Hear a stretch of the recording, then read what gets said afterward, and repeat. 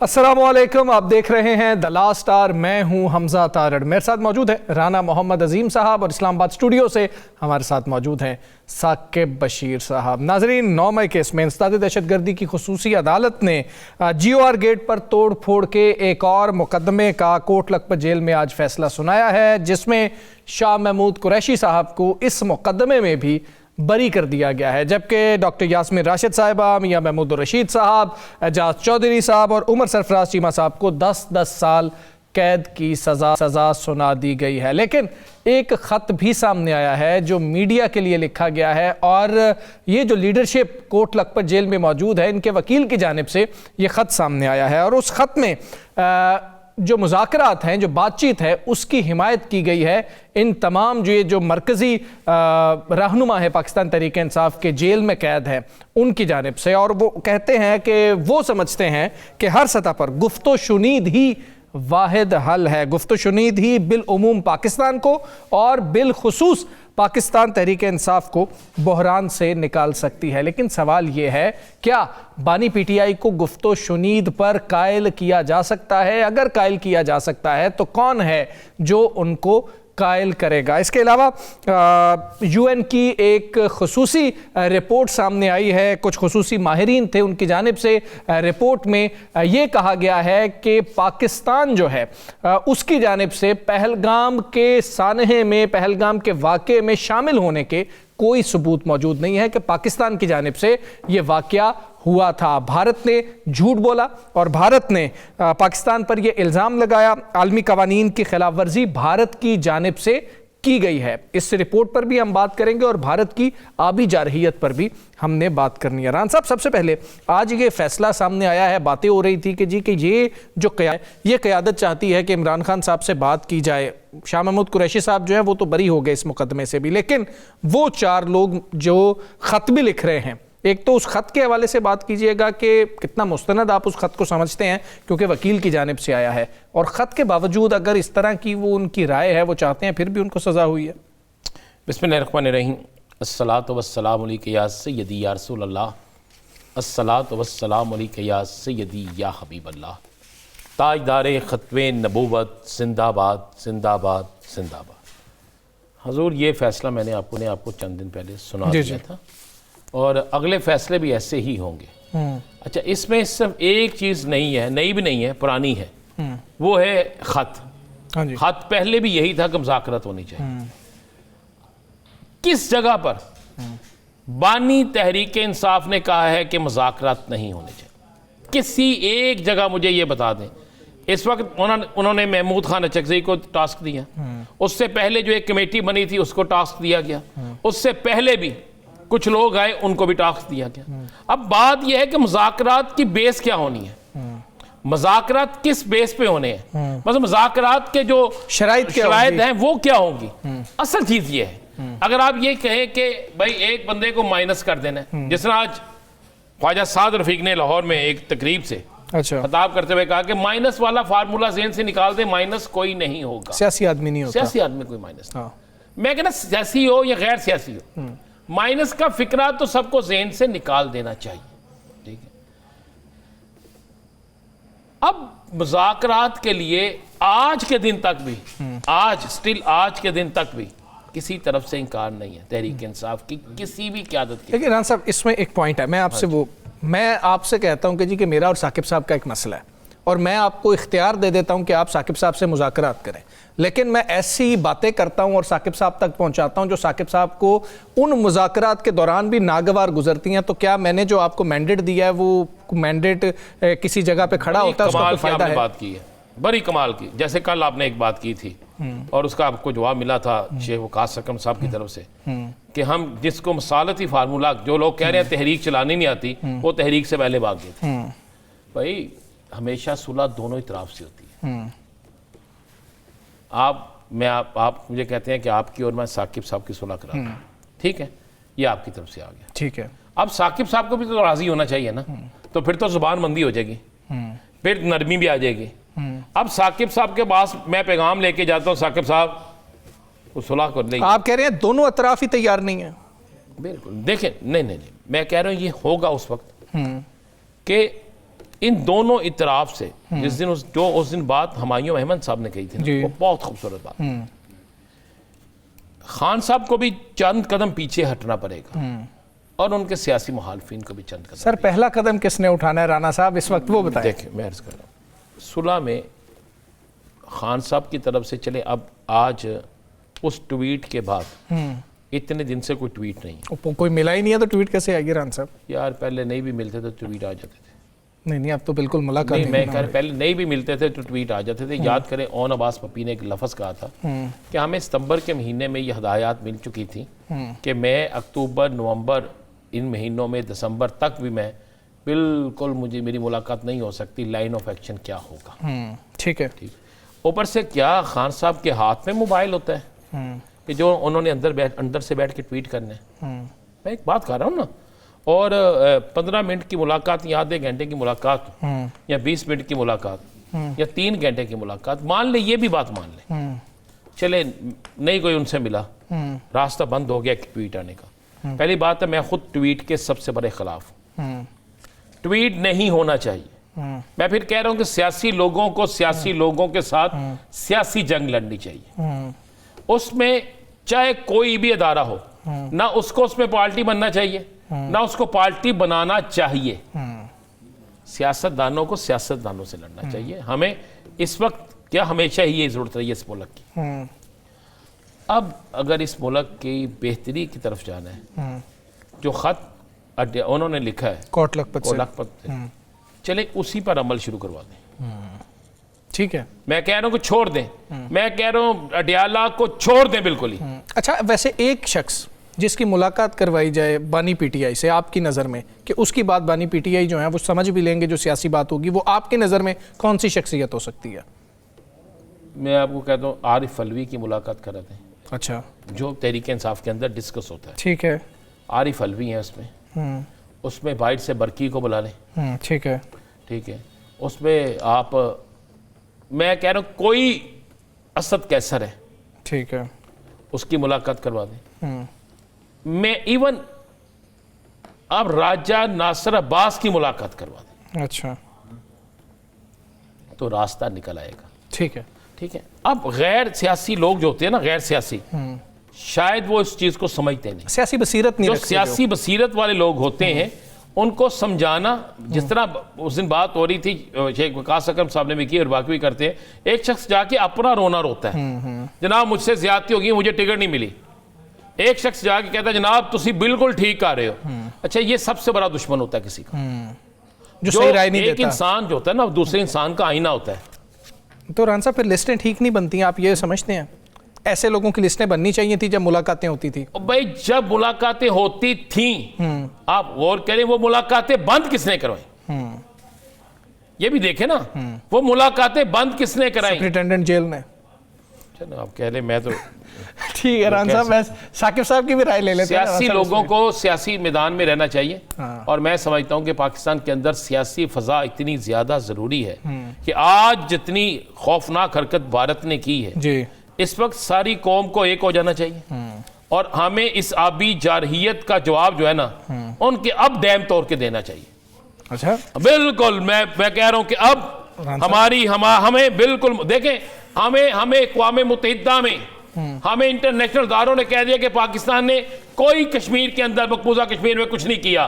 भारत एक सबूत नहीं दे सका और भारत ने पाकिस्तान के अंदर जारहियत की। हाँ जी, हर जगह से पता चल रहा है। भारत ने बांग्लादेश के अंदर फसादात बर्पा किए, भारत हर जगह कर रहा है। अब अगर हमें भूखा मारने की कोशिश की जाएगी, हमारे मुल्क के अंदर कहत लाने की कोशिश की जाएगी, तो फिर जो जीवेंगे ऐसी नहीं तो जून इन्होंने भी नहीं दिया। ठीक हो गया, बिल्कुल ठीक। अच्छा साकिब साहब, ये एक तो आज जो फैसला आया है इस पे हम बात कर रहे थे, आपने भी ये बताया था, राना साहब ने भी बताया था कि फैसला इसी हफ्ते में आ जाएगा, उम्मीद थी। एक तो फैसले के बाद, और दूसरा कोई एफर्ट हो रही है कि बानी पीटीआई से किसी की मुलाकात करवा दी जाए कल के रोज़? एक तो जो फैसला आया है, जो इम्कान था, जो तवक्को थी, वो उसके ऐन मुताबिक आया है। और मुझे ऐसे लग रहा है और ये तासुर बन रहा है कि 9 मई के जो लाहौर के केसेस हैं उनमें एक ही सीक्वेंस में फैसले आ रहे हैं कि जो 4-5 लीडर हैं, उनकी 10-10 साल सज़ा होती है, शाह महमूद कुरैशी बरी होते हैं, बाकी कारकुनान होते हैं उसमें से कुछ बरी, कुछ जो है वो उनको सज़ाएं हो जाती हैं और केस आगे बढ़ जाता है। तो अब तो फिर इसका मतलब है एक फार्मूले के तहत सज़ाएं आ रही हैं, तो फिर बाकी जो पेंडिंग केसेस हैं तमाम में सज़ाएं डिक्लेयर हो जाएं ताकि वो आगे अपीलों में तो चले जाएं। क्योंकि एक ही सीक्वेंस के साथ मेरी उनके वकला से बात हुई, मैंने उनको कहा कि आप कोई आर्गूमेंट्स नहीं करते, आप अपनी तरफ से कोई सबूत, कोई प्रूफ, कोई अपने डिफेंस में कोई चीज़ पेश नहीं करते या जरा करते हैं, उनमें से कोई चीज़ निकलती नहीं है। उन्होंने कहा हम तो पूरा केस लड़ते हैं, पूरा केस बनाते हैं और अपीलों में आपको समझ भी आ जाएगी, लेकिन यह है कि फैसले तकरीबन एक ही सैंपल के जो है वो आ रहे हैं।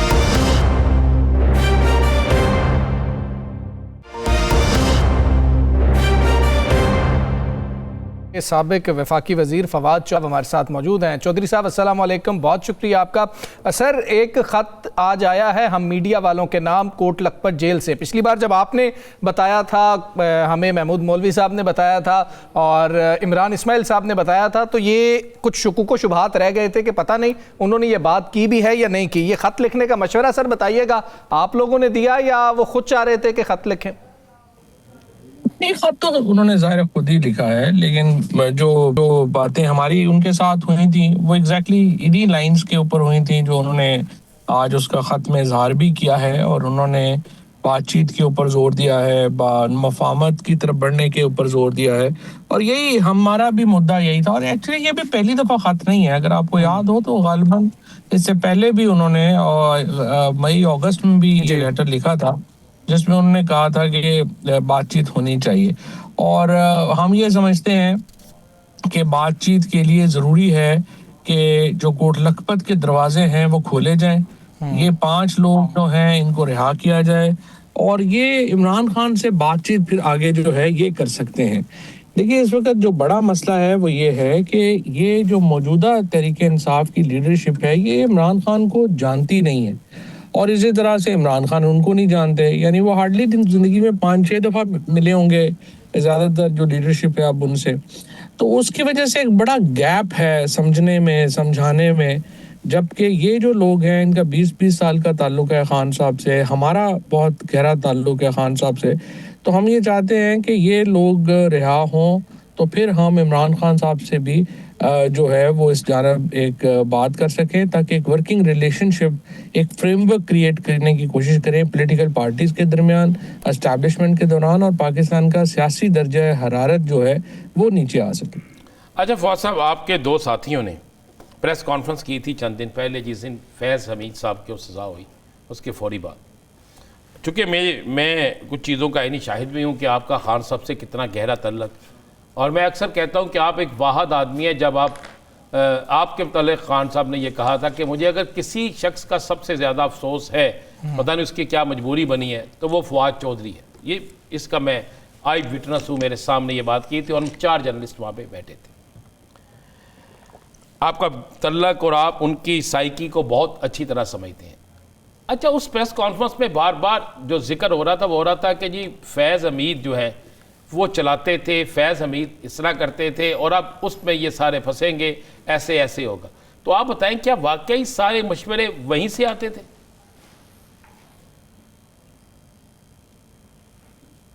फवाद साहब, आवाज़ आ रही है आपको? सर देखिए, मैंने प्रेस कॉन्फ्रेंस नहीं सुनी अनफॉर्चुनेटली। जी मुझे आ रही, मैंने प्रेस कॉन्फ्रेंस नहीं सुनी और मुझे नहीं पता क्या बात हुई क्या नहीं हुई। लेकिन देखिए, जब भी ऑर्गेनाइजेशन है हमारे यहाँ जो जिसको पहले फैज़ साहब हेड कर रहे थे, ये ऑर्गेनाइजेशनल रिलेशनशिप होता है प्राइम मिनिस्टर ऑफिस से, अब भी है, पहले भी था और इसका जो भी फ्यूचर भी होगा उस वक्त भी एक ऑर्गेनाइजेशनल रिलेशनशिप जो है वो रहेगा। अब ये ठीक है कि हमारे यहाँ ऊंच नीच लगी रहती हैं, चीज़ें ऊपर नीचे हो जाती हैं, लेकिन हम अब आगे बढ़ने का वक्त है और आगे बढ़ने का तरीका ये है कि जो मौजूदा लोग हैं उनके साथ भी आपके जो ताल्लुकात हैं वो वर्किंग रिलेशनशिप होना चाहिए। एस्टैब्लिशमेंट क्या होती है? एस्टैब्लिशमेंट उन मुस्तकिल इदारों का नाम है जो एक रियासत के अंदर होते हैं, इसलिए उन्होंने तो रहना है। उन इदारों का इसलिए इम्पोर्टेंस है कि उन इदारों ने रहना है क्योंकि रियासत की वो मजबूरी है और इसलिए आपने उनके साथ अपनी जो वर्किंग रिलेशनशिप है वो बहरहाल बनानी है, अगर नहीं है तो आपने बनानी है। तो हमारी कोशिश यही है कि ये जो एक रिश्ता कमज़ोर हुआ, जिसमें एक बड़ी गलती हमारी ये कि जब हमें खान साहब ने या पार्टी ने जोर दिया कि आप ताल्लुकात जो हैं वो भी ना ख़त्म कर दें और मुल्ले ना, उसका बड़ा नुकसान हुआ, उससे एक बड़ा गैप पैदा हो गया और सिर्फ हमारे जो मुखालिफिन थे उनको मौका मिल गया कि वो हमारे ख़िलाफ़ जाके अपनी बातें जो हैं वो करते रहे, हम अपनी बात कर नहीं सके। उससे एक बड़ा गैप पैदा हो गया, उस गैप को भी फिल करने की ज़रूरत है। लेकिन इसके लिए पाकिस्तान का जो पॉलिटिकल टेम्परेचर है उसको नीचे लाने की ज़रूरत है। देखिए, इस वक्त पाकिस्तान की जो तकसीम है वो ये है कि एक तरफ अथॉरिटी है, एक तरफ कोर्सिव पावर है, दूसरी तरफ पॉलिटिकल पावर है जो इमरान खान के पास है। अब इस सारी जो लड़ाई है उसमें जो धड़न तख्ता है वो तो पाकिस्तान की मिडिल क्लास का हो गया है। 50,000 रुपए से 3 लाख रुपए कमाने वाले लोग जो हैं वो तो बेचारे समझ नहीं आ रही उनको कि हमने ज़िंदगी कैसे गुजारनी है। तनख्वाहें हैं जो, तो उनके ऊपर 35-35, 40-40% टैक्स लग गया है। 200% आपकी जो एसेंशियल्स हैं उनमें 2.5 सालों में इजाफा हो गया है, तनख्वाहें उस हिसाब से कम हो गई हैं, फिर नौकरियां नहीं मिल रही। आपका जो रियल इस्टेट सेक्टर है वो बैठ गया है क्योंकि ओवरसीज पाकिस्तानी यहाँ पे $1 नहीं भेज रहे, उसकी वजह से आपका कंस्ट्रक्शन सेक्टर बैठ गया है। तो देखिए ना, हमने जो इस वक्त कंसर्न है हमारा वो ये है कि पाकिस्तान का पॉलिटिकल टेम्परेचर हम नीचे लाएं ताकि हमारे जो आम आदमी है उसकी जिंदगी मजीद खराब होने से बच जाए। फवाद साहब, सुना है कि इसके प्रेस लिए कॉन्फ्रेंस में करने जा रहे हैं आप और काफ़ी लोग मिलके इसी मामले में, कोई इस अगले हफ्ते में कोई प्रेस कॉन्फ्रेंस भी आप लोगों की हो रही है? देखें जी, सबसे पहले इम्पोर्टेंट बात यह है कि 3 फरीक हैं, हुकूमत है और इमरान खान है। इन तीनों को पहले ये इंडिकेशन अगर आएगी कि तीनों फरीक जो हैं वो टेम्परेचर नीचे लाना चाहते हैं, फिर हम बात आगे बढ़ाएंगे। तीनों में से एक ने का भी अगर नहीं मूड बनता और समझते हैं में पाकिस्तान का फायदा और उनका फायदा है, फिर तो देखिए हमारी एफर्ट नहीं हो सकती।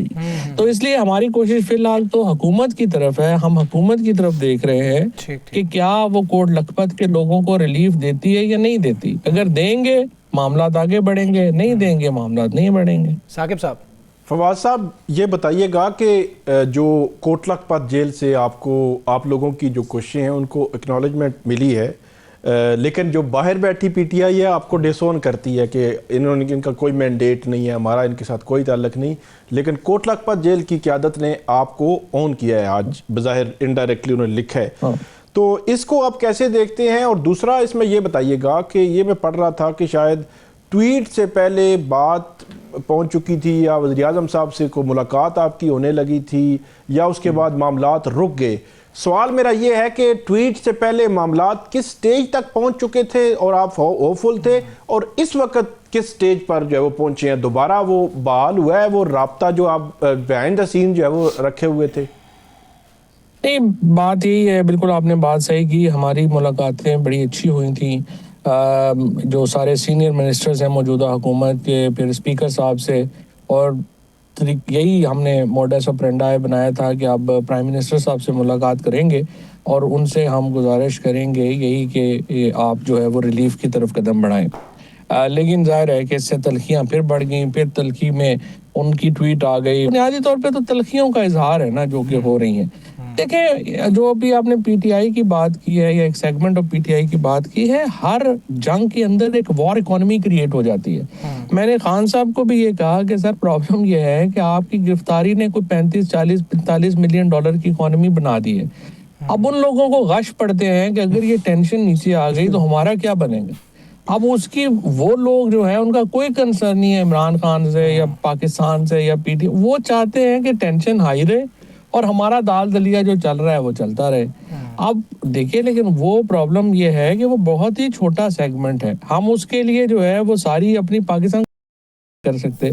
इसलिए ये तीनों जो फ्रीक हैं उनको ये सोचने की ज़रूरत है कि हमें इस अलाव को भड़काने में भी बड़ा लोगों का इंटरेस्ट है, और इसलिए उन लोगों को इग्नोर करके आप लोगों को आगे चलना चाहिए और पाकिस्तान में टेंशन्स को नीचे लानी है ताकि हम एक फ्रेमवर्क में वापस आएँ। कोई देखो ना, इसमें अब सफ़र तो पाकिस्तान की जुडिशरी ने किया है जिसका बेड़ा गर्क हो गया है, पाकिस्तान के मीडिया ने किया है जिसके ऊपर इतनी सेंसरशिप आ गई है कि वो उनकी जो है वो टीवी ही बंद होने शुरू हो गए हैं।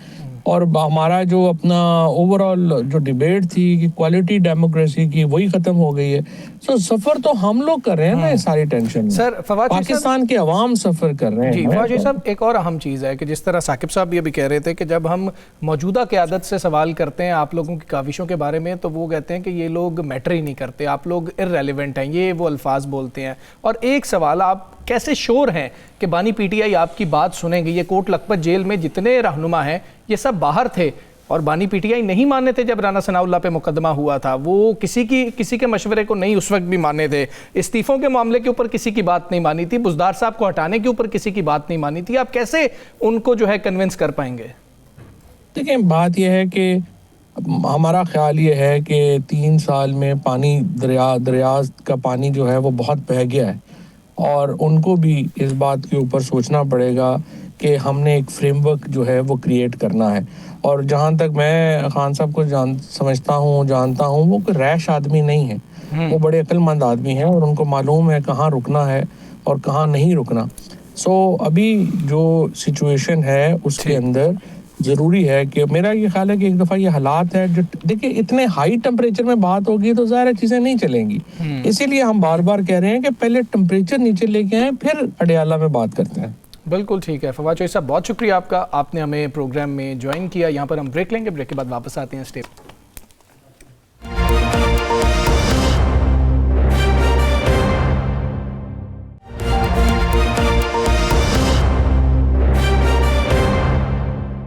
वेलकम बैक जी। पाकिस्तान तहरीक इंसाफ की तो अपोजिशन के हवाले से बात होती है, तहरीक तहफ़्फ़ुज़ आईन पाकिस्तान का भी जिक्र होता है। इस हवाले से अब मौलाना फजलुर रहमान साहब जो हैं वो भी एक्टिव नज़र आ रहे हैं। जीडीए का क्या रोल है इसके अंदर? खुसूसी तौर पर पाकिस्तान पीपल्स पार्टी को अगर दावत मिल जाती है कि वो तहरीक तहफ़्फ़ुज़ आईन पाकिस्तान के फ़ोरम पर जाएँ, उनकी जानिब से जो कॉन्फ्रेंस करवाई जा रही है वहाँ पर जाएँ, तो क्या अपोजिशन ये समझती है कि पीपल्स पार्टी सब की ज़िम्मेदार नहीं है, जो हुकूमत जिन सब चीज़ों की ज़िम्मेदार है, या अपोजिशन समझती है कि हुकूमत ने जिन चीज़ों को ख़राब किया है? इस हवाले से हम बात करेंगे कि अपोजिशन का किरदार कैसा है और गवर्नमेंट को क्या करना चाहिए कि आम आदमी को फ़ायदा हो। सायरा बानो साहिबा हमारे साथ मौजूद है, रहनुमा जीडीए की। सायरा साहिबा, अस्सलाम वालेकुम, बहुत शुक्रिया। सबसे पहले आपको एक अच्छी खबर देते हैं, क्योंकि हमेशा जो है हम अच्छी खबर होती नहीं है तो आपसे हम शेयर भी नहीं कर सकते। कल 21 अरब डॉलर के ज़र मुबादला के ज़खायर हो गए हैं। क्या कमेंट करेंगी आप इस पे? मुझे बहुत इंतज़ार था कि आप इस पे कमेंट करें। मतलब 21 अरब ज़खायर वो कहाँ से आए? ये वो हमने एक बैंक बनाया हुआ है, आपने भी पैसे जमा कराने तो करा दिए, हम हिफाजत के लिए हैं। 1300 मिलियन डॉलर का इजाफा हुआ है जी। 1300 मिलियन डॉलर का जुबानी करामी इजाफा हुआ है। कहने को कुछ भी कह दे, कौन सा उन्होंने आपको या मुझे जाकर वो ज़खायर दिखाने, कहने को तो कुछ भी कह दे, कहने को बोल दे। यहाँ पर तो हमारे यहाँ समंदर से तेल भी दरियाफ्त हुआ था, पता नहीं कौन कौन से ज़खायर दरियाफ्त हो गए थे, जिसका अभी तक कोई फायदा आवाम को आया नहीं। और कभी औरंगजेब साहब और कभी बाकी लोग आके बताते हैं कि मुल्क के ये, अभी पिछले दिनों खबर शाया हुई थी कि वो कहते हैं तारीख का सबसे बड़ा कर्जा लिया गया। तो ये ज़खायर कहाँ? क्या इन दोनों पार्टीज जो आपने नाम लिया था, ये जो यहाँ से पैसा लेकर गए थे, ये वापस लेकर आए हैं? नहीं, ये तो IMF की किस्त आई है जी, तो 1300 मिलियन डॉलर की। मैं क्या आपको वैसे बता दें कि इस पे मुबारकबादें अक्सर हम वसूल करते रहते हैं। कर्ज की पीते थे मैं और समझते थे कि हाँ रंग लाएगी फाका कशी एक दिन। यानी कि मैंने पहले बेवकूफ लोग देखे जो कर्जे लेने के ऊपर बगले बजा रहे होते हैं और खुश हो रहे होते हैं कि हमें ये कर्जा मिल गया। कर्ज तो मर्ज है। हमें तो अपने बड़े बूढ़े दुआ दे के गए हैं कि खुदा ताला तुम्हें कभी ऐसी नौबत ना आए कि तुम किसी से कर्ज लो। और ये यहाँ पर यानी एक कर्जा उतारने के लिए ये दूसरा कर्जा लेते हैं। क्या कहा जाए इनको? मैं समझी कि शायद राहे रास्त पर आ गए हैं और जो यहाँ से ये पैसा लेकर गए हैं, वो पैनामा लीक्स, विकी लीक्स और जो दुबई में 1200 अरब की जायदादें, मैं समझी वो लेकर आ गए हैं। आप भी ना पता नहीं क्या क्या बताते रहते हैं और खुशफहमी में मुब्तला करते रहते हैं। ये कल से लड्डू बांट रहे थे, मैंने कह भी रहा था, कहते नहीं पैसा आ गया। सर, मेरे वजीर आज़म ने कहा है कि मैक्रो इकोनॉमिक्स मैंने बेहतर कर दी, अब माइक्रो की बात है। वजीर आज़म साहब ने कहा है गलत। अच्छा सायरा साहब ये तो बताइएगा ज़रा कि मियाँ नवाज शरीफ साहब बड़े एक्टिव हो गए हैं। अब तो वो मुकम्मल तौर पर टिकटों की बंदर बांट या टिकटें बांटना और दीगर चीज़ें सब कुछ कर रहे हैं। और दूसरी, आज आपने एक देखा ना, परवेज शाह साहबा का भी हुकूमती एक इत्तेहादी के साथ फड्डा, ये किस तरफ जा रहा है। और सुनने में ये भी आया कि अब कुछ लोगों को पीपल्स पार्टी में शामिल करवाया जाएगा जनूबी पंजाब से, जिसमें एक मिनिस्टर भी शामिल हैं। देखिए, ये तमाम जो चीजें, जो हल्के फुल्के झगड़े और इस किस्म की चीजें, वो आपके हमारे अवाम के मनोरंजन के लिए होते हैं। जो हर 2 दिन के बाद एक नया इशू उन्होंने क्रिएट करना होता है, जिसके ऊपर हम लोग बैठ के प्रोग्राम करें। कभी वो पहले शुरू में 26वीं, फिर उसके पास 27वीं, फिर बाकी चीजें, फिर सूबों का इशू, फिर ये इशू, फिर वो इशू। बाकी मियाँ साहब अब वो बेचारे माइनस हो चुके हैं, समझे आप इस बात को। यानी कि 2, वो कहते हैं ना, बेटी और भाई ने उनकी बलि दे दी है। अब जहां पर वो गिलगित बल्तिस्तान के आजाद कश्मीर कहाँ इलेक्शन हो रहे, वो भी आपको पता है कि अभी वो दोनों जमातों ने मिलकर अदम एतमाद पेश किया, वोटिंग हुई, और उसके बाद एक जमात जाकर वहां बैठ गई, एक वहां पर बैठ गई। तो ऐसा ही है, आप बाहमी मुशावरत से तो वो किरदार देंगे ना कि तुमने राइट पर होना है, तुमने लेफ्ट पर होना है। ऐसे ही है, इसमें किसी के एक्टिव, क्या मैं कहूँ कि कोई एक्टिव हुआ है या नहीं हुआ है। बाकी ये कि अभी पिछले कल भी मैंने एक तस्वीर देखी कि जी पीटीआई के बहुत से लोग पीपल्स पार्टी में शामिल हुए। सच्ची में उनकी शक्लें नहीं हमने कभी जिंदगी में देखी थी कि वो कौन है। अब कौन सा मिनिस्टर है, बड़े बड़े यहाँ चले गए, परवेज खटक चले गए, या अलीम खान चले गए, बाकी लोग चले गए, छोड़ के चले गए। किसी की जात पे क्या फर्क पड़ता है, करते रहे। अरे जब इलेक्शन इन्होंने डिसाइड कर लिया है कि फॉर्म 47 पे जीतना है, तो ये जिस मर्जी को ला के अपने साथ खड़ा कर ले, जिसको तोड़े जिसको जोड़े, तो क्या फर्क पड़ता है। अब तो जब तक वो कहते हैं ना कि तमाम जितने भी पाकिस्तान में इदारे हैं, तमाम को गुस्ल की जरूरत है। जब तक ये गुस्ल नहीं होगा, तब तक कोई भी चीज माने नहीं रखती। वो आगे इलेक्शन हो, जितना मर्जी आप वो कहते हैं ना कि बोलते रहे कि साफ शफाफ है। अब तो वो इन्होंने एक फिक्स कर दिया है। जो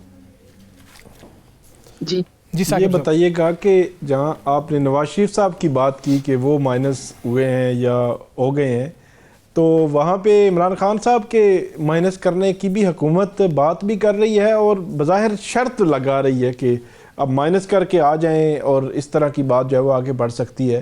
तो उस पर आप क्या कमेंट करेंगे? बात कहने के बाद मैं खुद ही एक लम्हे के लिए सोच रही थी, मंजरनामे की बात, मतलब जैसे जो इनकी पार्टी की बातें हैं उस हिसाब से कर रही थी नवाज शरीफ साहब के लिए। वरना देख लें कि आज तक वैसे कोई किसी को माइनस कर नहीं सका। आप अल्ताफ हुसैन से शुरू करती हूँ, आज भी कराची में उनके इतने चाहने वाले हैं कि आपको बता नहीं सकती। तो बाकी ये ख्वाहिशात हैं। अब वो कहते हैं ना कि ये तो मुल्क चली ख्वाहिशात पर है, अनोखे अनोखे लाडले, वो कहते हैं अनोखा लाडला खिलन को मांगे चांद रे। किसी ने क्या मांगा, किसी ने क्या मांगा, फिर अभी लेवल प्लेइंग फील्ड मांगी गई। तो बाकी कहने को तो कुछ भी कह ले। और अब तो मेरे ख्याल में जो मैं लोगों का सुनती हूँ या जैसे जाके आवाम में जाती हूँ, अब तो जो भी लोग हैं जो पीटीआई के ओहदेदारान हैं, वो लोगों के लिए ना मतलब अब डायरेक्ट बानी तहरीक इंसाफ है और आवाम है। बाकी किसको तोड़ना है, किसको जोड़ना है, किससे बात करनी है, वो मैटर नहीं करती। अच्छा सहरा साहबा, मौलाना साहब जलसा कर रहे हैं आपके उधर, और मौलाना साहब सिंध में लोगों को भी इकट्ठा करने लगे। क्या वाकई मौलाना साहब आपको नज़र आ रहा है या आप समझती हैं कि मौलाना साहब एक अपोजिशन, जेन्युइन अपोजिशन का रोल अदा करेंगे? क्योंकि आप लोगों के साथ भी बड़ी मीटिंगें रही हैं और आपने काफ़ी इंकशाफात भी किए थे। तो उसके अलावा आपकी जमात अब क्या करने जा रही है? देखिए, हमारी जमात की भी पिछले दिनों मीटिंग हुई थी, उसमें सारे ये पीटीआई वाले थे और तहरीक तहफ़्फ़ुज़ आईन पाकिस्तान के कोई इलामिया वगैरह भी जारी हुआ था। देखिए, हालात तो ऐसे हैं नहीं, क्योंकि इसके बाद मेरी बातचीत हुई थी। अब कुछ पता ही नहीं चलता। पहले आप प्रिडिक्शन दे सकते थे कि अच्छा भी इस हफ्ते क्या होगा, अभी तो पल का भी नहीं पता। जो चीज आपको अभी नजर आ रही है आप उसे बात करेंगे, उसको पता चला कि अगले ही लम्हे वो मंजरनामा बदल गया। बाकी मैं आपको बार बार कहा कि आगे चल के आपको अपोजिशन भी कोई नजर नहीं आएगी, क्योंकि जो आपके समझते हैं कि जो अपोजिशन का किरदार अदा करता है जो पार्टी, क्या उसकी, क्या वो जो हुकूमत में बैठी हुई पार्टी की अपोजिशन होती है? नहीं नहीं नहीं नहीं। जो पाकिस्तान की सबसे बड़ी पार्टी है, उनके सामने अपोजिशन का किरदार अदा करेगा कौन? तो ये सब बस एक वो होता है कि इस हद तक बोलने की इजाजत होती है, वरना तो मुझे बताएं जो इस मुल्क में आइन और कानून की धज्जियां बिखेरी गई हैं, जो इन तमाम जो कहते हैं ना अवामी मसाइल पे, अवाम है तो ये लोगों की हुक्मरानी है, और जिस मुल्क में ज़ाहिर है अवाम और लोगों से ये कहलाता है वो एक चीज कि अच्छा भाई ये मुल्क है, यहाँ पर इतनी अवाम है, उस अवाम का किसी को ख्याल ही नहीं है। नहीं तो आप इसमें आपने सारा जो बात सारा की, देखती नहीं है कि आपने गवर्नमेंट बेहतर प्ले कर रही है। गवर्नमेंट ने एक रिहाई के पीछे पूरी ऑपोजिशन को लगा दिया, पहले पीटीआई थी, अब पूरी तरीके तहफ़्फ़ुज़ आईन पाकिस्तान है उसके पीछे लगा दिया है। जो अवाम के इश्यूज हैं उस तरफ ना ऑपोजिशन का ध्यान ही नहीं जा रहा, तो गवर्नमेंट आराम से इजीली अपनी गवर्नमेंट कर रही है। जी आप एक तरह से सही कह रहे हैं कि जो लोग असेंबली में हैं उनको कम से कम वो कहते हैं ना कि अगर ये 4-5 लोग या जिस तरह वो फर्स्ट रो अगर अपोजिशन के किरदार उन दूसरी हुकूमत के हवाले से मैं बोल रही हूँ कि ये तमाम इश्यूज पे बात करती है, लेकिन बाकी जो बैठे हैं वो तो अवामी इश्यूज पे बात करें। बाकी बस ऐसे ही आप समझ रहे हैं कि ये हुकूमत की पॉलिसी है वो है। अब आपने भी देखा होगा कि कोई एक प्रेस कॉन्फ्रेंस होती है और उसके बाद वो महीनों उसके पीछे लोग लग जाते हैं। तो हुकूमत में तो इतनी भी काबिलियत नहीं है कि ये अपने आप को डिफेंड कर सके या वो क्या कहते हैं अपने आशीर्वाद वालों को डिफेंड कर सके। बस ऐसे ही है। आप सवाल कर रहे हैं ना, उस सवाल का जवाब ऐसे बनाकर तो मैं दे सकती हूँ, लेकिन वो मेरे दिल से निकला हुआ जवाब नहीं होगा, वो ऐसे ही होगा। नहीं उसके लिए हम आपके शुक्रगुजार हैं। ठीक है सहरा बानो साहब, बहुत शुक्रिया आपका, आपने प्रोग्राम में हमें जो है यहाँ पर ब्रेक लेंगे, ब्रेक के बाद वापस आते हैं।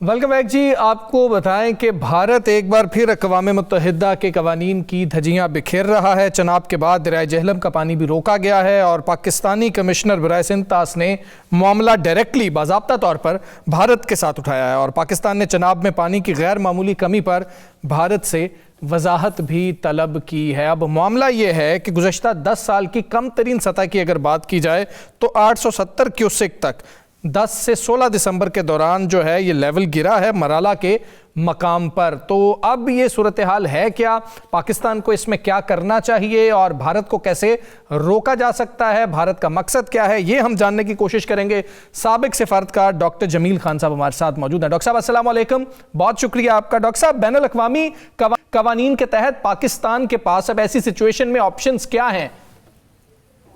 जी पाकिस्तान के पास पहला तो जो ट्रीटी है वो हमारी आपने जिसका जिक्र किया इंडस वाटर ट्रीटी है और ये एक बाइंडिंग ये इंटरनेशनल लॉ है, इंटरनेशनल ट्रीटी है जिसके तहत दोनों पार्टीज ने अपने अपने जो उन पे बाइंडिंग है वो उन्होंने करना है। मिसाल के तौर पर इंडस वाटर ट्रीटी के जितने भी क्लॉजेज हैं उसकी पासदारी करना है और अगर किसी क्लॉज जैसे कि इंडिया ने भी पाकिस्तान का पानी कम कर दिया जो कि इंडस वाटर ट्रीटी की खिलाफ वर्जी है और उसके लिए जो ऑप्शन हमारे पास अवेलेबल है लीगल ऑप्शन इसी इंडस वाटर ट्रीटी में वो है कि परमानेंट इंडस कमीशन के पास जिस तरह के अभी खत लिखा है नरली शाह साहब ने हमारे कमिश्नर ने और वो उसके पास उनको इस चीज का बावर कराया जाए।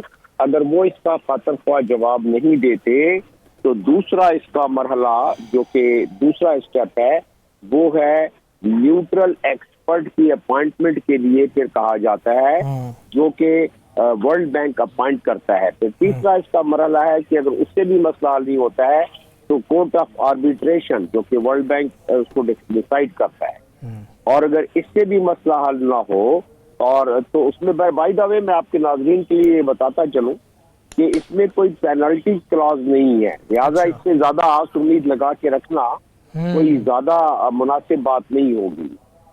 जो पेनल्टी क्लॉज के लिए पाकिस्तान जिस मामले में कोशिश कर सकता है वो है कि पाकिस्तान इस मैटर को ले जाए क्योंकि पानी इंसान की जिंदगी है और पानी की बंदिश या पानी रोकना किसी मुल्क का खास तौर पर लोअर रेपेरियन का उस पानी को रोकने को हम तो पाकिस्तान तो 27 मई को ये बात बिल्कुल तय कर चुका है दुनिया के सामने कि अगर पानी रोका गया तो इसको जंग तस्वर किया जाएगा इंडिया और पाकिस्तान के दरमियान।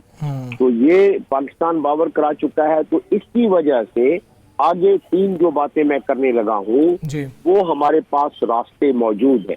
पहला रास्ता कि इंटरनेशनल कोर्ट ऑफ जस्टिस में जा सकते, ठीक, और क्योंकि ये दुनिया के पीस यानी दुनिया के अमन को खराब कर सकता है।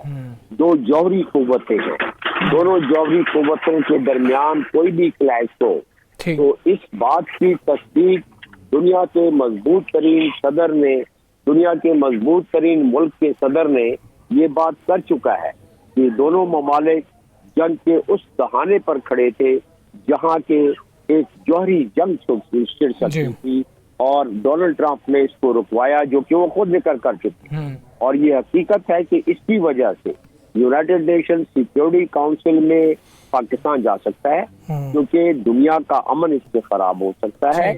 जौहरी जंग दुनिया में जहां भी शुरू हो वो पूरी दुनिया के अमन को खराब कर सकती है, इफेक्ट कर सकती है। और यूनाइटेड नेशंस के इस मामले में आर्टिकल 40 मौजूद है, इसके यूनाइटेड नेशन के चैप्टर 7 का, जिसके तहत इंडिया को फोर्स किया जा सकता है कि वो इंडस वाटर ट्रीटी की पासदारी करे।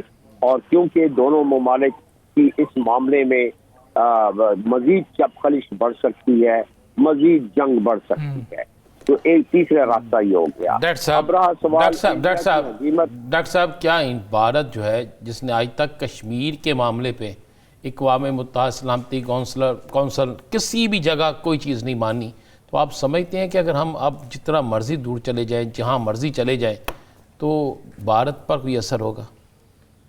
नहीं, भारत तो डिटाई अपनी जारी रखेगा, वो तो पहले से करता रहा है। इजराइल हो गया, वो भी डिटाई अपनी जारी रखता है, भारत भी रखेगा। लेकिन अब मंजरनामा तब्दील हो गया है, मंजरनामा दुनिया में खतरे की घंटी बजा रहा है। और ये पाकिस्तान और इंडिया की बात तो अब रही नहीं, अब ये बात पहुंच गई है दुनिया अक़वाम के सामने। और वो क्यों पहुंची है?